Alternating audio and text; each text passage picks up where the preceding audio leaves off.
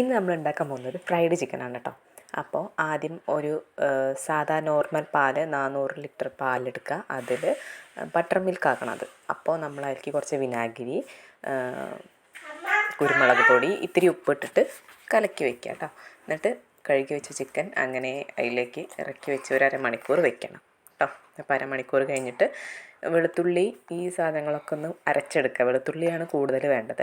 അങ്ങനെ അത് അരമണിക്കൂർ വെച്ചിട്ട് ആ ചിക്കനൊക്കെ പുറത്തേക്ക് എടുത്ത് വേറെ പാത്രത്തിലേക്ക് ഇട്ടിട്ട് 3 മുട്ടയും നമ്മൾ അരച്ച് വെച്ച അരപ്പും ചേർത്ത് കുരുമുളക് പൊടി, മുളക് പൊടി, മല്ലിപ്പൊടി, മഞ്ഞൾപ്പൊടി, പിന്നെ കുറച്ച് മൈദപ്പൊടിയും കുറച്ച് ഉപ്പും ആവശ്യത്തിന് ഉപ്പും ചേർത്ത് കുഴച്ച് ഫ്രിഡ്ജിൽ വെക്കുക കേട്ടോ.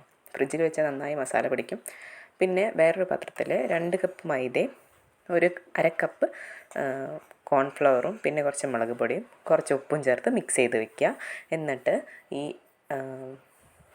മസാല തേച്ച് വെച്ച ചിക്കൻ എടുത്തിട്ട് ഈ പൊടിയിലിട്ട് നന്നായിട്ട് അമർത്തി ഇതായത് വീഡിയോയിൽ കാണുന്ന പോലെ ചെയ്യാം.